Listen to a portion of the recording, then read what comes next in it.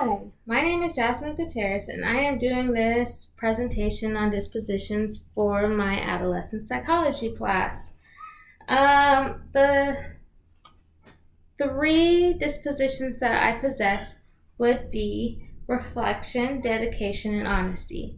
Reflecting helps me reflect upon my students and their progress and how they're doing throughout my class.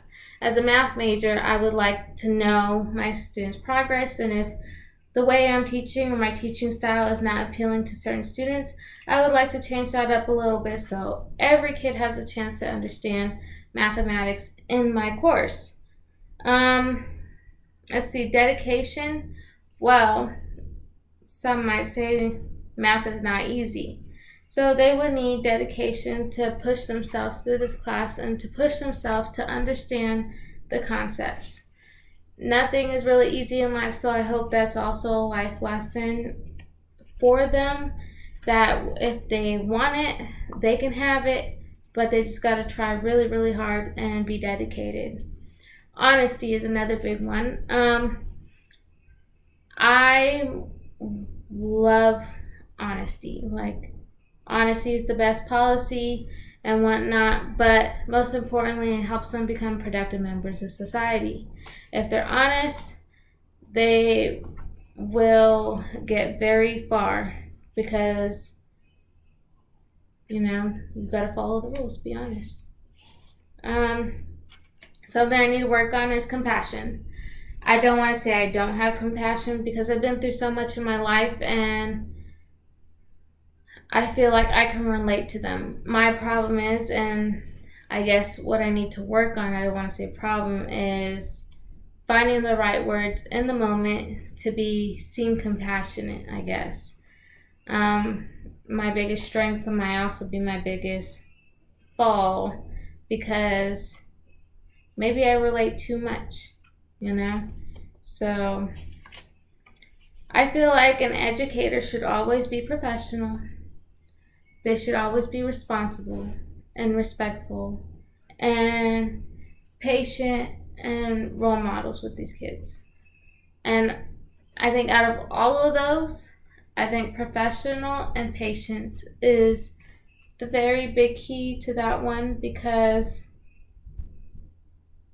kids require a lot of patience. They'll test your buttons and they will push limits, and some days might be hard, but some days are hard for them too, and we have to possess the patience so when they're going through a hard day, we can lift their spirits up and we can just get them through the rest of that day. Or if it's something even serious, then we're at least that trusted adult for them to come to and talk to no matter what's going on at home. Let's see. Some positive ones, positive effects for moral development and stuff are we could boost their self-esteem. We could be trusted adults to them so they have someone to come talk to. And it will help adolescents dream higher than what they would have before. A lot of my students, they don't know what they want to do, but I tell them they don't necessarily have to decide. Especially my ones that are getting ready to graduate. I tell them they could go in and do their 2 years GED, or not GED, but like their general ed classes, and they have 2 years to decide what they want to do. But most of the time it keeps them motivated for those 2 years because they know they still have time to decide. And no matter what they decide, that I'll be proud of them no matter what they do. So, that's positive effects. And negative effects is, of course, low self-esteem. They may be withdrawn from school, class, from their peers. That might be a sign that they're going through something. That goes back to being the code of ethics. Our job is to make sure that we reach out to them, that we are being motivated for them. Their emotions may be going up and down, or they may even ask themselves, why should I even try? So yeah, Uphold expectations to a higher standard.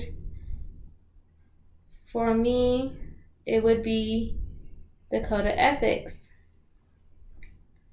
I promise to always be on time, to be professional, and if I have something going on in my personal day life, I will take the day off. I will not deprive my students of a proper education because something in my life is not going right.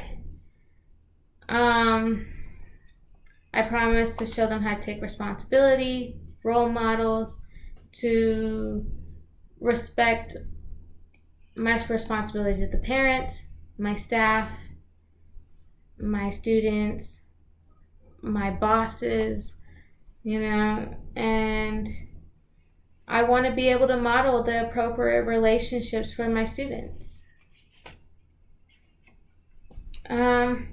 Ways that could promote healthy development in my classroom is to just be morally sensitive. I would need to anticipate feelings in my lessons or anything anyone might say or what I might say. I had to plan my lessons accordingly. Moral judgment. My judgment should not be biased. My judgment will never be biased. It will go towards the moral right side, morally. And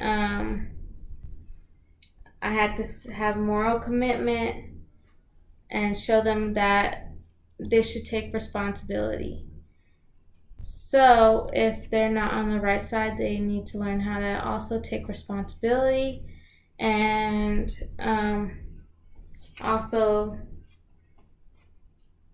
not just take responsibility, but understand their mistakes. What did they do wrong? Why was it not right? Because a lot of the time, these kids do not know what they did wrong.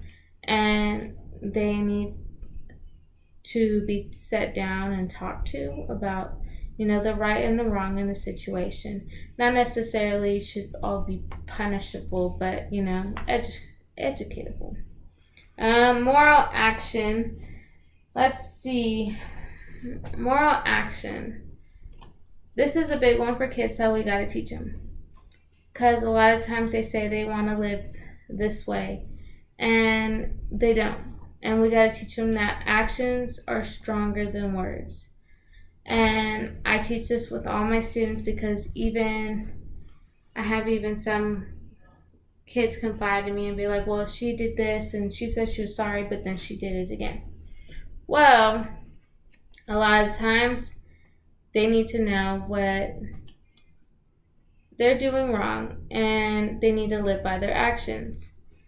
So there should be rewards and consequences throughout my classroom, and I plan on keeping my kids motivated through games of Jeopardy and finding different activities and different ways to keep them involved and morally honest. I'll give rewards for kids that do step up. If at first they lied and felt bad and they came and told me and opened up, then reward them for that behavior because it took a lot of weight in their heart to actually come and tell you what was wrong. So this is it for me today. Have a nice night, and yeah.